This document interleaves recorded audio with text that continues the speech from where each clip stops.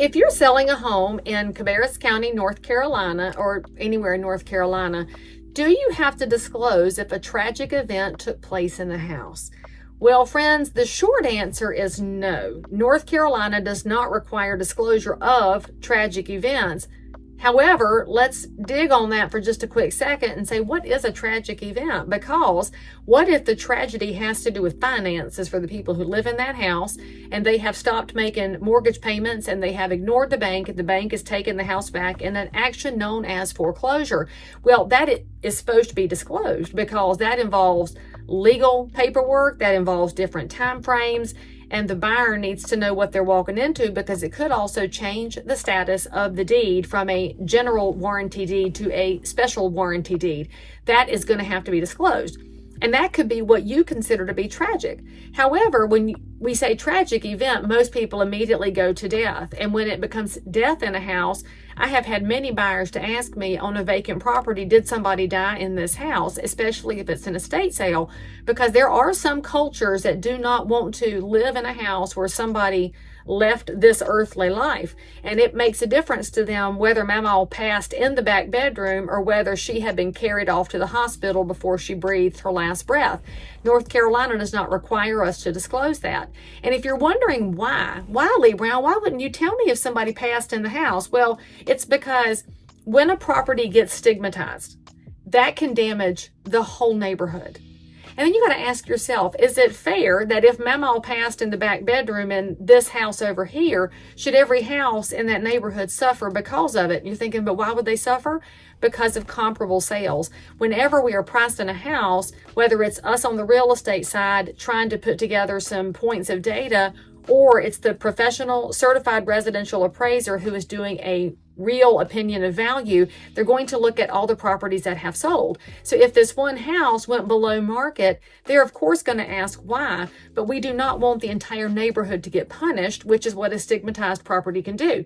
And if you're wondering why, well, if I put a house on the internet and it says this house is for sale, Mama died in the back bedroom, and it has 3 bedrooms, 1.5 bath, and is full brick, are you really going to give it the same valuation in your head as you would if it were just a 3-bedroom, 1.5 bath, full brick house and you did not know that Mama died in the back bedroom? This is why the state does not want to harm a neighborhood because of what happened in a house. Now, if you ask me as a realtor, I am required to disclose material facts. Is it a material fact that somebody passed in the house? According to North Carolina, it's not. So then you're thinking, but Lee Brown, what if it's not just that Mama passed in the back bedroom?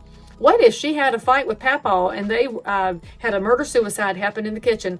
Because, y'all, that has happened. Not so much in North Carolina as has happened in Alaska. They've had a whole bunch more up there.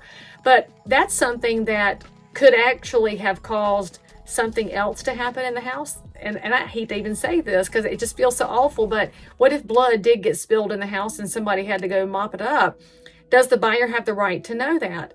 Well, according to North Carolina, you don't have to disclose those things. However, I'll put this to you this way.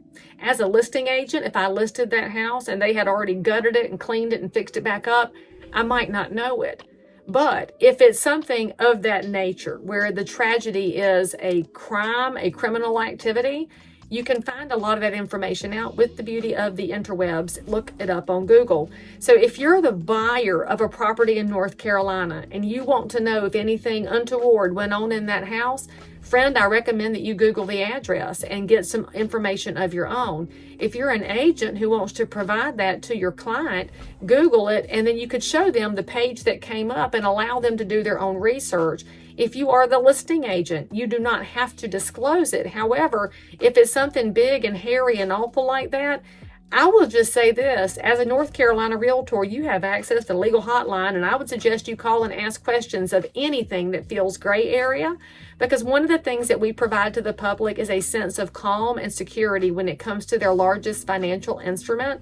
So be the one who checks and double checks and provides as much information as possible without damaging a neighborhood, while being within your general statutes, while being within your code of ethics, while being just your general amazing self, and help people make great decisions when it comes to real estate.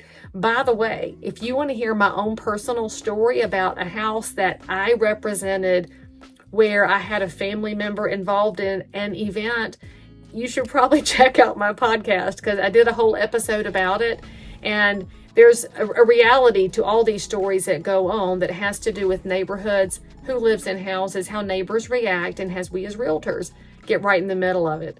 So make sure that when you're hiring a realtor, you get somebody that's following the laws and is doing the best thing possible for you, the buyer or the seller. And if you're in Cabarrus County, you can go ahead and call this girl. I'll see you next time.